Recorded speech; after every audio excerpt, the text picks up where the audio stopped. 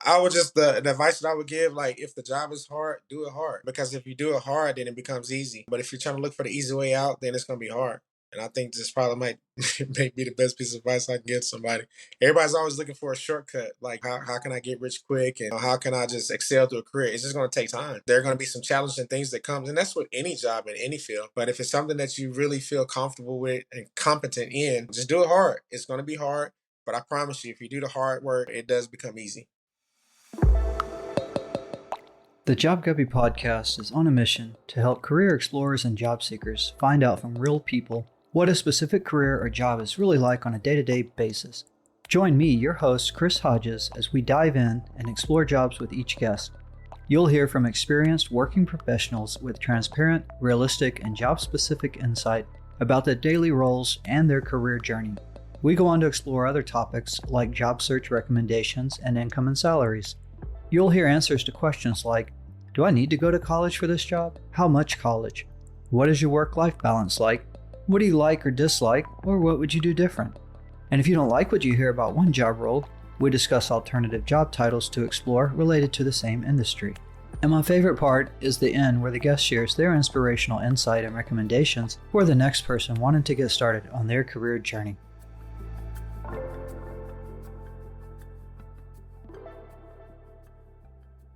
Who knew being an auto mechanic could get so technical and be so financially appealing? After my interview with auto technician Andrew Smith, I have a newfound respect for the ASE certified technicians out there who work on my vehicles. But when I stop and think about it, knowing the ins and outs of automobile service and maintenance is something most of us don't trust ourselves to do. So, it makes sense that a successful auto technician is well knowledgeable and efficient with their time as well to maximize their opportunities in this career field. You don't need a college degree for this career, but to make the most of it, you would want to get your ASE certification and sooner rather than later. In this interview, Andrew walks us through what it's like to have a career in this industry. He has a broad scope of experience and has worked for corporate dealerships, managed shops, owned his own shop, and is now sharing his knowledge and experience as a teacher with local high school students. He has a lot to say about what it's like to be a jack of all trades versus specializing on certain parts of automobile maintenance and repair. He gives insights on how to maximize your potential to earn the most income, what he would have done different, and forewarns those getting into the industry that you may have to invest a good amount of time into growing your abilities, as well as some financial investment into outfitting your toolbox to get going. I hope you subscribe to the Job Guppy podcast to hear career exploration interviews like this one and others. And on the Job Guppy website, you can find links to social media platforms to follow for helpful career exploration advice. After I graduated the technical school, which was Nashville Auto Diesel College back in Nashville, Tennessee, I started working for Lone Lewis Ford Lincoln Mercury, which was in Corinth, Mississippi at the time, where I went through to actually get my, master certification.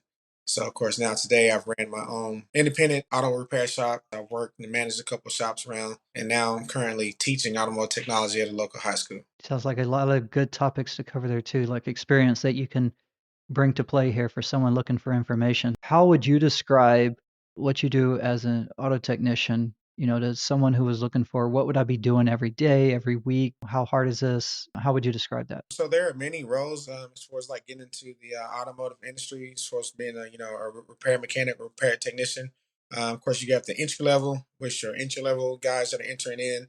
They'll be doing pretty much all the basic stuff like oil changes, preventive maintenance, checklists, and some of them do like even like the pre-delivery if they're working for a dealership. And then you can advance and get to some more intermediate roles to where they actually maybe put you under a seasoned tech, and so you do like this apprenticeship thing, almost kind of like a journeyman and like an electrician, and you learn up under that that certified technician. They'll teach you the ropes, and hopefully after that you'll continue on to do your further training to be on that pathway to become a master certified technician. So again, when you're the intermediate level, you'll get some of those more intrusive jobs. Of course, your diagnostic skills will continue to improve, and then once you reach that the level of like a higher or more seasoned technician, get into your master certifications, and of course you take on some of the more complicated things when it comes down to doing diagnostics and some of those bigger repairs. So it's kind of obvious that you work on automobiles. That goes without saying. It's in the title. How widespread does your knowledge have to be for this? If someone's just getting started, like you mentioned, some entry level jobs they can get into, oil changes, some things like that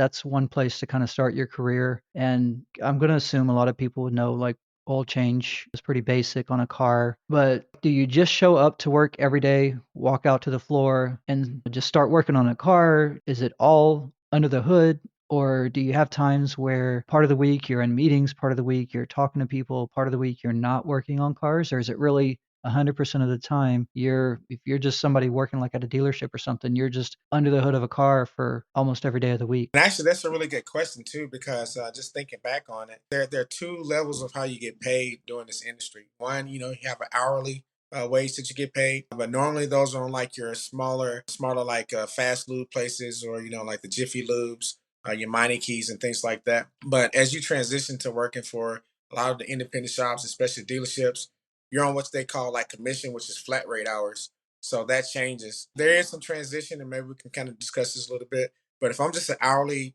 paid mechanic in a sense, I'm pretty much doing all the basic stuff. And their rate maybe get up to maybe $18 an hour, but you pretty much have a cap off. As you go into flat rate, which means you have, more ability, more experience, you kind of make more money, and your hourly rate pay will be a lot more. And usually they start off about $25 an hour on up. Typical job, if I'm working at like a fast food place, something like that, yes, most of my job will be doing the maintenance items, maintenance requests for the vehicle. And of course, most of those things they translate to talking to the customer, explaining to them what their needs are, going over a checklist with them, letting them know about the maintenance required items. It's not just necessarily an oil change, but that's just a part of it.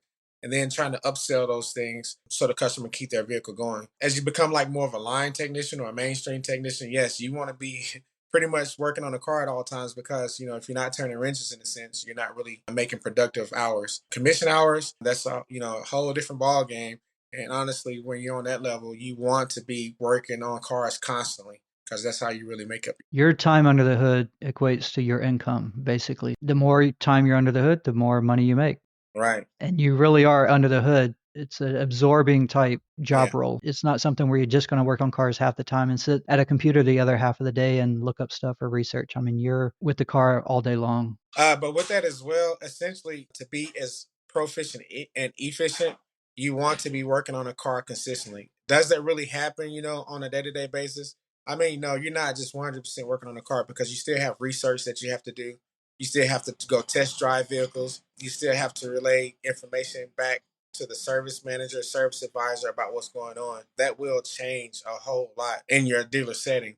Now, of course, to be most productive, yes, you want to be turning wrenches. But there are going to be some times where you spend a lot of times on the computer doing your research, looking up wiring diagrams, looking up repair procedures, and even just trying to figure the thing out. Good to know, because some of those are different skill sets. You know, the ability to go out and just work with hands on, but then the ability to turn around and go research, and that's a different skill set altogether. And even knowing how to research, because if you don't know how to do that efficiently, you could waste a lot of time going to the wrong places. And again, time is money. You're not back with the car fixing it. You're not Right. getting paid to sit at the computer and Yeah. research. If you want to, I would say, maximize your potential in this role, you need to have a kind of a good head on your shoulders. It's not just a like I can work on cars, so I'm going to be successful because I like working on cars. Right. There's more to it than that. And I would say, even to go along with that, that's why you have different levels of mechanics or technicians. Those who actually master that skill of being organized, well versed, and being able to multitask. That's why they do a whole lot better, because your ability to work efficiently is definitely going to determine how much money you're able to make. And if you struggle with being organized, if you struggle with being focused and being kind of self driven, then yeah, you may not make as much money as the other guy. It does definitely heavily depend on that. And you pretty much work individually on your own. You're not like with a team of people at the same time. It depends. Some dealerships, you may be on the team. It may be like six of you guys on the team. So they may have like a guy that does trimming and upholstery. You may have a guy just does the brakes. You may have a guy he does all the heavy line stuff, which is transmission, engine. You may have a guy just does drivability, and you may have another guy just does all the AC. Usually, reason why that is because now you can specialize in those areas and be a little bit more efficient. Does that work well all the time across the board? No, not all the time. Sometimes, you have to wear multiple hats in a sense. Like me, When I first started, of course, I didn't have enough knowledge to know how to do everything, but I got pretty decent at all the preventive maintenance stuff. I got really good at doing the interior trim and upholstery. And so I just continued to, to gain more information and then to grow into those other roles. But then it got to a point to where, okay, when it came down to drivability, which is like check engine lights, running rough symptoms, anything that's related to the engine running properly, fuel efficient and things like that, that's drivability. So then I became the drivability guy. If a vehicle came in with a drivability concern, I was the first one, that it came to. Then my secondary, okay, I do electrical. Then kind of like my third, brakes, and then fourth, like maybe transmissions. It just flows a lot better when you got those different technicians that are specialized in those areas because now it's more efficient, it's more productive. And you kind of, in a sense, bring in more vehicles and continue to grow your team. But there's some places to where if they may not have that many technicians, so you may have to wear more hats, you may have to do more jobs, which may take away from some of the other jobs that come in because if you're tied up on a transmission job with a transmission overhaul, it's pretty much going to take you a while to get that completely fixed before you can go to the next job. But again, it goes back to being effective with your time too, because just because I do have a transmission job, it may be a complete overhaul. I still need to know how to maximize and manage my time because I may have to be waiting on parts. I may have to wait for certain things as far as like the lift being tied up before I can bring another vehicle. So it is a juggling act at times. If a dealership has a good operating team, good managers, good supervisors, a good lead tech or something like that, they can kind of help the flow goes because it's all about the end product, getting the vehicle in, taking care of the customer's concern, and returning the vehicle back to the customer in a timely manner. You gave some good breakdowns there of roles where you're going to wear a lot of hats, maybe at some smaller companies where they don't have so many resources to work with you. But not every role is like that. You're going to have some other places where you can start specializing in roles and kind of just become a subject matter expert and not have to work on all the other stuff. I think that's important to note in somebody looking to steer their career in a certain direction. So if a guy is specializing in something, especially like doing transmissions, you have to have all the transmission tools. Some tools are provided by the dealership as far as if they're the essential service tools. But if I'm doing that job every day, day in and day out, I'm going to want to make sure I have the tools to help me get my job done, a whole lot faster, more efficiently. I got transmission system. I got the engine system. I got the, AC system. I got, there's so many systems. Then you got gasoline engines. You got hybrid engines. Now we got the EV. We got diesel engines. So you're looking at a lot to invest in something like that. And, just from being in it for a while, I just don't see a lot of people trying to do everything. The best you can be as far as being an automotive technician, mechanic, I don't care if you're just entry level or a master technician level, is to pretty much specialize in a few things and get good in it, get versed in it. And yes, that doesn't mean you have to stop growing, but you can't do everything. Honestly, you'll suffer burnout. You'll be pulled in so many different directions to where you can't be as organized. And I like the way you did it is you use the equipment you work with. That right there helps delineate different dimensions of it. I'm not going to repeat all the tool sets you went through or even the kind of engines you work on, hybrid, diesel, gas. Those alone just start making you fall into different categories. If you're trying to figure out how you want to approach this, don't try to do it all. Pick a category you like, try to focus on that, start growing your skill set there, and then see where that takes you. And, as you get better at something, maybe you, like you said, expand, broaden your horizons, but start somewhere in those categories. And it's going to be kind of bounded by your tool sets, what you can invest into it. It's going to kind of help guide you and narrow your niche anyway. And if you have enough money to do it all, you probably don't need to work. For sure. I mean, at that time it's just a hobby anyway. So why would you really need to work like that? To try to break it down, if I'm starting off, I want to take small chunks because I've had some guys, I've had to hire people. I've been, a shop foreman and things like that, manager. And some guys come in with this big expectation thinking, oh, I want to work on cars. Well, it's a completely different thing from having, a hobby at home on working on cars versus being mainstream working on cars. At the end of the day, when a customer drops off their car, like they want their car in like or better condition than it was when they dropped it off. So if somebody brings me their car and it has a particular problem with it, and I give it back to them, oh, I fixed the one thing, but then I messed up three other things. Like, that's not gonna fly. I have to specialize in some areas until I get efficient enough to move on to the next in a sense. And again, yeah, that's not to stop anybody from wanting to try it all, but honestly, to be effective, I don't think you can be that highly effective trying to do everything and saying I'm gonna cover everything. It's kind of impossible. And a lot of people, honestly, starting off, they get into a lot of tool debt with the tool trucks and tool companies because they have to get all these tools. Because honestly, you can't do your job without the tools. And if you're responsible for buying the tools, it takes a lot of money. Tools are expensive. Does an individual have to bring their own tools to a job? For the most part, I would say 90% of the time, yeah, you have to have Yeah, I did not know that. more of like your maybe like your government entities, not private sector or something like that. They may have tools provided for you, and then you use the tools that are there. Of course, they have a budget that they spend on tools, so sometimes that can be to a disadvantage because you may need this special tool right now, but budget restrictions may not allow you to get it. But like me starting off, yeah, you have to come to work with your own tools. So initially, you're making that investment starting off. And now there's a way to do it to where you don't get yourself in trouble. Again, that's why I say if you start off with certain areas, you can grow your tools as you grow your knowledge base. So if I'm starting off doing brakes, I may not need a lot of specialty tools just to do brakes. I just may need my basic tool set along, maybe with some special wrenches to do some of the brake jobs, like if you're doing rear drums and things like that with brake shoes, may have different, components in there to be able to do it. But for the most part, a basic wrench set and a basic socket set be efficient enough to get the job done. But if I need to do some more advanced stuff, then it's going to require me getting those tools in order to do that. So I have to make that extra purchase. And that's just kind of how that falls. Most times, though, I would say 90% of the times, if you go to work for any dealership, any independent repair shop, commercialized, shop, yeah, you're going to have to bring your own tools. That's a big factor to take into account when you're getting into this. Thanks for bringing that up. Moving into kind of your career path, start off with how did you know that this is something you wanted to do? I think the biggest thing was, I was around it a lot. I had uncles and stuff that did it, called them like shade tree mechanics. But some of them were really good. We say shade tree because maybe they didn't go to school and get like a certificate or something like that, or do post secondary education, which is like where I did. I went to Nashville Auto Diesel College, which is Lincoln Tech now. But now we have like UTI, which is Universal Technical Institute. But a lot of community colleges even have programs to where you get your certification. The one reason why I knew that I was probably could excel in it, my instructor, who we had like a auto shop, he just saw me one day. I guess I was doing a job and something struck his attention. He's like, you know what? I think you may be pretty good at this. I don't know if he was lying to me or just trying to just say something just to build up my self esteem or what. But I took it, and I was like, man, I may be pretty good at this.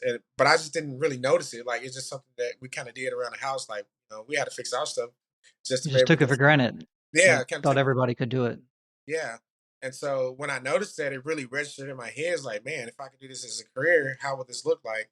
And of course, I had no really guidance in that sense, but I began to ask questions. And it's crazy because the recruiter that came from Nashville Auto Diesel College actually came to my area and, talked to the school or whatever and presented this chance to, take the education farther by going there. I was very serious about it. Of course, I just felt like on the academic side of it, I didn't feel like I did really well, like, in math and like core classes and things like that, science. I just didn't like school, honestly. So with me knowing I was pretty good with my hands, I was like, I know I can do this. I felt confident enough. I didn't really know how successful I was going to be starting off because it's definitely a challenge. Even the school, at first it was a little intimidating because, now you're on your path and you don't really know what the path is per se, but hey, you're gonna be a mechanic at the end of the day. What does that look like? I didn't really know at the time. But I just felt like, hey, if it's something that I'm good at, I should be able to make, enough money to at least, provide for myself. But as I got into it, as I started to learn and see the different dynamics of it, then that's when I think I took it more serious because I actually saw the potential of growth. And there's like in this industry, there's really no cap. The only cap is like whatever cap you put on yourself. With that, starting off, I just felt the passion for it, and I felt like it was something that I could do, and that's kind of how I got started. I do want to point out one thing here that's a little ironic since you just mentioned you don't like school. I would like to point out you were out in a classroom doing this interview, teaching out of school now. Right? Is I find that a little ironic, but you never know where it's going to go. Never know. never know where it's going to go. And it's very ironic because I never saw myself being in the classroom. I didn't. The thing about it is, though, I'm teaching something I actually love, enjoy, and appreciate very much. It's very relatable to when I'm talking to other young people who may be a little bit indecisive about what they want to do or may not have enough information or knowledge to actually push them towards this career. Yes, I'm going to push automotive because I know what it's done for me, for my family. And then that's all I've done. The knowledge base is taking me to where, honestly, now I don't ever have a problem looking for a job. Like, I can check my email right now. I probably got like 30 requests, to come in for an interview or, hey, just come and talk to us. The way the automotive technology is going, there's a huge demand for automotive technicians. A lot of people can maybe turn wrenches, but it's more to it than that. Like you have to have a good technical skill. Hold on that part because I want to bring up what you're talking about, but I want to bring it up closer, like when we talk about the job search and things like that. If you could walk through your career path, you mentioned a few things in the beginning of where the disciplines you've been in, maybe just enlighten us so people kind of take your experience into context. Sure. So the career path, of course, most equivalent, you have to have at least a high school diploma or GED to kind of get started. Not necessarily all the time, but it's just a good rule of thumb to have. Pass high school, get that part out of the way. And then start looking for, if you don't want to just jump into a dealership. The reason I say that is because it may be hard to just jump into a dealership, especially without having any experience or any prior knowledge. And so a lot of times they want to see that. Unless you just somebody just stands out and, can be highly effective in, your presentation, then you may not get hired. But I can guarantee you, if you do get some type of form of education, after high school, or even in high school, because some high schools offer a pretty good automotive program, and you're able to get your certifications, at least some of your base certifications through there. And then I would definitely pursue something that's going to get you more experience or more knowledge before you start working to the dealership. That's just kind of how I did it. I just didn't have a direct pathway per se. I just kind of had to forge it my way during the time. But then I will say most dealerships now, if you want to continue that, they will send you to school. So if you're working for like a Ford dealership, like I did, they're going to send you to the Ford training, which is, usually all over. So I've had, a chance to travel to Florida, before I was living in Texas, traveled out to Texas, traveled out, to California, different areas wherever they have their testing stations at. Depends on how far you want to go, then, the opportunity is there. And I will say too, there, when I was talking about the limitation, even when you get your ASC certifications, which is not necessarily from the dealership, it's from, it's ASC is its own organization, but that's industry wide. You can take the ASC certification in this industry, go anywhere, whether it's working on boats, trains, planes, automobiles, and it's recognized. You always want to continue to grow in that. So that's kind of my pathway. Started off with just a little general knowledge, went to a secondary technical trade school, increased that knowledge, and then started working for a dealership. Got the experience along with getting more knowledge as they sent me to school and to continue in my training. And you went from a dealership, and at some point you said you had your own business. Whenever I left the dealership where I was, ended up getting married. So I moved from the little town that I was working in and moved out to Texas. I started looking for a building and I ended up finding a little place. So I did that. I did that full time for about 4 years. And then I kind of, started switching out just a little bit because, it was hard to find good help. And, with the demand of the businesses that I was getting, I was needing to grow and expand. I just kind of slowed down a little bit. That's kind of what pushed me to finding this job. Well, I didn't even look for this job. I was actually managing a shop, a local shop, and while I was over there managing, I got a phone call. Somebody knew that I had my own shop and had pretty vast experience, and they were looking for an automotive instructor. So they reached out. Somebody knew me, and they reached out and asked me would I be interested in it. And I was like, being an instructor, and so I was like, I'll give it a shot. I did the interview, man. They wanted to hire me the same day. That's what got me into the school. That's pretty good coverage too, because you sounds like you've been through multiple disciplines of individual, team-based, corporate, doing, teaching, learning, covered the gamut. So yeah, glad I'm interviewing you, getting your exposure. Is there anything about your job that you think people would be surprised to know? Yeah, the amount of money that you can make.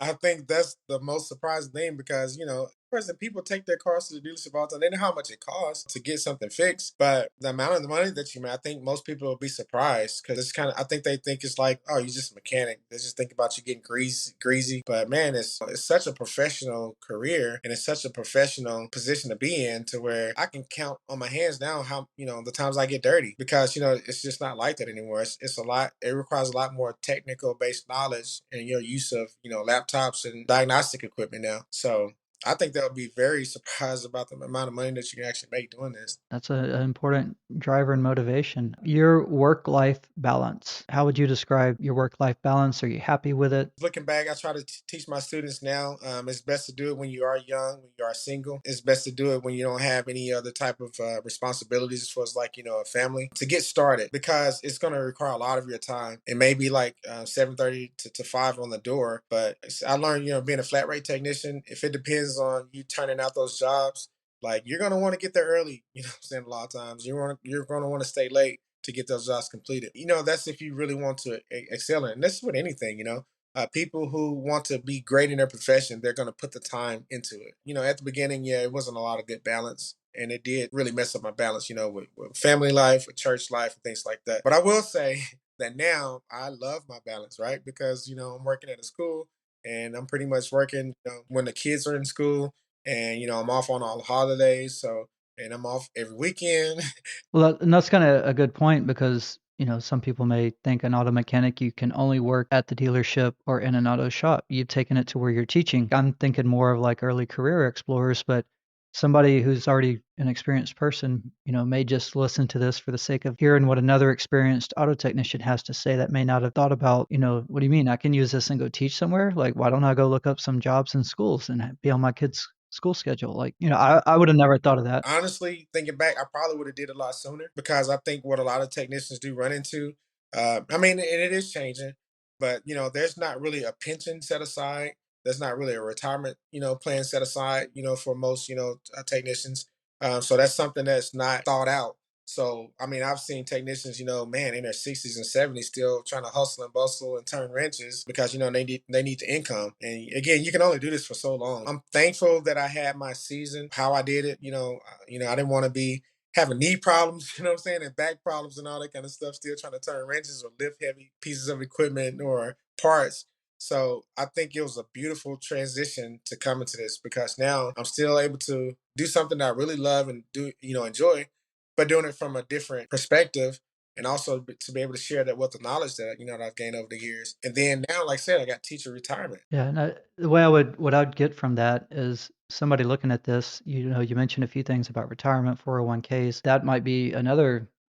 I don't know if somebody would be surprised to know that or not, but it's just kind of sometimes assumed that's all taken care of somehow. But in this role, you may be able to make good bank, but if you're not thinking ahead physically, you're going to wear down over the years, over the decades. Financially, you're going to have to figure out how to set money aside to plan for your retirement because it doesn't sound like there's a lot, you're not being forced to do it or people aren't talking and recommending you to do it.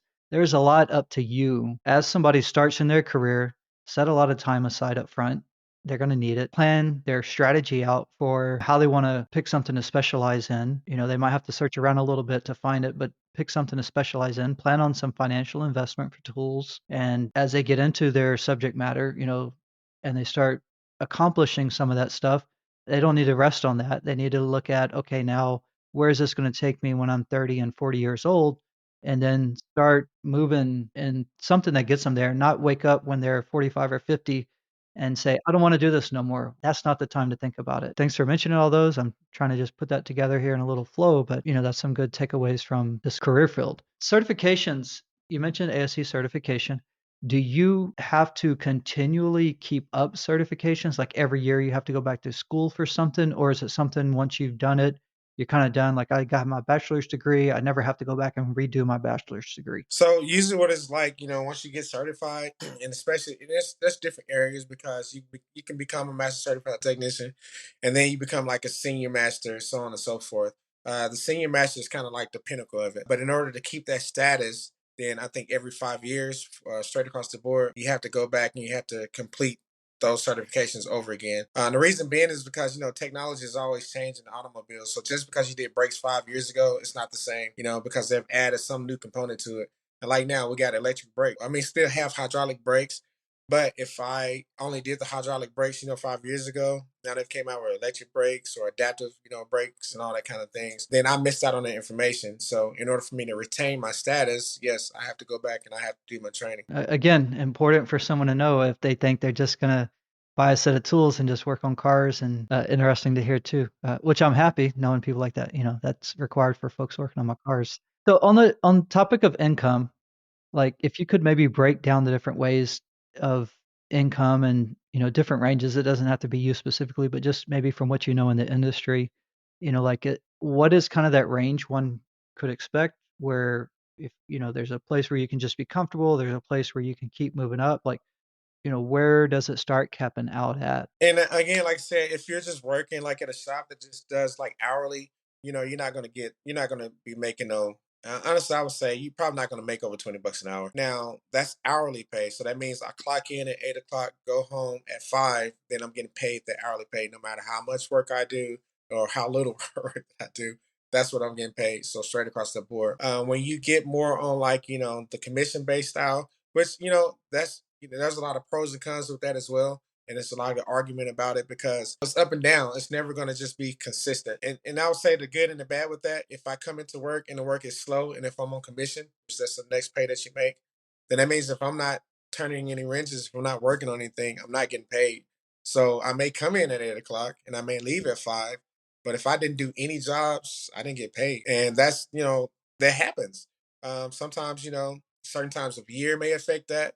Especially like when kids are going back to school. A lot of people are focused on getting their kids their books and things like that, or Are there certain roles where it's more known to be commission? Like, are dealerships typically commission or hourly? Like, how do you separate if you wanted to stay away from one or the other? Is there certain industries you would kind of navigate towards? no, honestly, when it comes down to automotive industry, straight across the board, that's how it's going to be. Like the only place you make can get by with that is like probably like your little oil change spots, like Mighty Keys, stuff like that. But again, you're not going to make that much money there.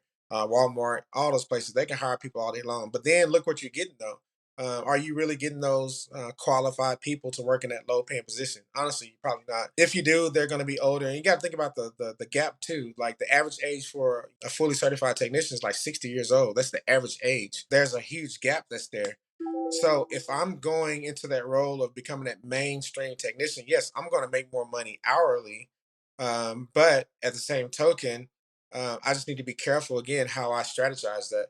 Is there really a cap on it? Honestly, the cap may be they may pay me up to like $50 an hour for my commission rate, but that doesn't mean I only make $50 an hour because if I'm working 8 hours in a day and I turn say 16 hours, I'm going to get paid that 16 hours because I'm on commission. The same thing. If I work eight, if I'm on the clock, say from 8 to 5, I work 8 hours a day, but I turn 20 hours a day, I'm still getting paid 20 hours. And it's possible. People do it all the time. Now, again, it goes to that thing about maybe I had to come in a little bit earlier. Maybe I have to work through some of my lunch, some of my breaks. But again, if you're driven, you're going to do whatever it takes. But it's not like, okay, you're only going to make $2,000 this week, right? No, I can make $2,000 this week. If I work hard, I can make $3,000. If I work hard, I make five. You're like, you can make some pretty good money doing this. The commission sounds like is a bulk of the work. That's where a bulk of the money is going to be made Yes. at. You're not, Yes. you're looking for hourly rates, you're probably going to get capped pretty low and generally speaking. And the commission-based jobs. But then how do you work the commission-based job again to get more than just your commission rate? Yeah, so check this out. Like transmission jobs, like, I used to do 470Ws, 5R55Es for Ford. And, all those transmissions, like, if you're doing a complete overhaul, they're going to pay you between 15 to 18 hours, of commission time to do that. Does that mean it's going to take me 15 to 18 hours to get finished with that job? No. When you get good at it, when you get efficient at it, you have all your tools, you got your experience. That same job that I was doing when I first started off, that took me literally the 16, 18 hours. Now I've gotten good at it. So now it's only taking me 5 hours. So if I got three transmission jobs lined up, and say I got I'm working a 12-hour day. If I can get all those jobs completed within that day, then I'm still getting paid. That just means I've become more efficient. Yeah, so you got paid for an 8-hour job that you were able to do in 4 hours. And if you're able to do 3 8-hour jobs in a day, you just got paid for 24 hours. It didn't matter that the 8-hour job only took you 4 hours. That's not how it works. It's what they got billed at, and then it's up to you to see how fast you can get it done, and of course without making mistakes too. Right. No, that's a very interesting way to look at it. But then it goes back to you being efficient. Now, another thing that technicians get dinged for if they're not efficient, then you got comebacks. So if I did do that job, I Mm. rushed through it. I didn't take my time, to do it properly. If it comes back, I get that. I got to do that same job over again. I don't get paid for it for doing it over again. Oh. Because that's on me. I made the mistake. So I may have to do that same 8-hour job, and it may take me 4 hours, but I'm not getting paid for that. Yeah, because the incentive is to rush through it. I would think, as a customer, like I'm kind of like, like so this guy might be rushing through to make money, but no, if you've got some skin in the game and you don't have to repeat that and lose money later, Right. it behooves you to do it correctly, and you're rewarded by your own good work essentially, and you're dinged by your own bad work. Exactly. That's one way of hold some good accountability there. I'm not going to say I disagree with it as a customer. So that's on the income side, and we've talked about the different certifications and how that can actually help in this job. These certifications definitely sound like they help grow maximize your opportunity, and the more you can learn and expand. You mentioned your career path, but if you could maybe on a career ladder, what are some specific titles that are probably common in the industry? It just all depends on where you are within that spectrum of learning. I say you have entry level, then you have advanced level, and then you have master. That's what I would say. You mentioned a senior level too. That means I've kept that information up to date as I've continued my career. The master level is pretty much the highest. Like I said, a senior master, because the senior master, if he doesn't retain his status, he's just gonna be a master technician again. You have to retain it, and that's one of those things again. Staying on top of the game too. Is that what somebody would look for if they were job searching? Are they, they gonna, is that titles they could kind of know where they fit in, by looking at that? Do you just always look up auto technician? Are there other terms they should search for other than auto technician? The industry is the industry, but then you have so many different types of, you got private owned shops, you have corporate owned shops. So it's what however they view it, with however they made their list. That's kind of like very broad. But I will say that if I go in, all right, so to know if I'm a master certified technician, not I need to at least have 8 of those AC certifications. If I have 8 of those and I can present them, then they're gonna put me, up this higher rank automatically. Does that mean that I'm efficient enough in that? Because now it goes back to my years of experience. Of course, somebody with 8 certifications, they got 5 years of experience. How good, honestly, how good are they? Because I can have somebody with just 4 certifications, but they got 16 years of experience, but they've continued to grow and adapt to it. If they were job searching though, like you're job searching with the 8 certifications, like how would you know which jobs to look for that let you know you're not wasting your time on other jobs? That's kind of hard. Say if they're hiring for, like, say, a master certified technician, that's kind of broad, right? But what if they need a master certified technician who's experienced in doing, transmission rebuilds and overhauls? Ah, I Well, I may see. be a certified technician, but I don't know how to do transmission overhauls. I probably could, but am I efficient in it? So that'll knock me out of the job alone because, if that's what they're looking for, I can't fulfill that. But if they're looking for somebody to hire in, yeah, we want you to have your master certified certificates, but we're willing to put you through the training until you become efficient, like say in our product. I would just say, just from experience, if you have your ASC certification, period, they're going to talk to you. You're going to have that conversation. And I'm a big fan of let the other person tell you no. Don't roll yourself out on your own credentials. What you said helps explain how somebody might go about looking for jobs. And since you mentioned it, as a hiring manager, we're talking to people that are going to be looking for jobs one day. What, as a hiring manager, what would you be looking for? I think it goes back to like your the character. That goes a lot, especially in this industry. I would look more at their character than I will their skill set because I think even if from like in the past, when I was the foreman, in my former shop, the character says a lot about a person of how well they can adapt to the environment that they're in and how much they're really wanting to to give to the company in a sense because that's essentially what they're there for, to add value to the company. And if they can't add value, or if you see that, then if they're just there for a paycheck, you're gonna have problems. So that's the main thing that I'll focus on. If the character is good, some of the other things, you can help maybe develop and build. Yes, it does help if they have their certification. It does help if they have some type of experience, whether it's just knowledge based experience or, years of service experience. That helps. But, to hire the wrong person because of their character and they have character flaws, that still can hurt you. Because what if you hire them, they have everything in place, but they can't show up to work on time? I'll just leave it at this. At least to you, the character means a lot.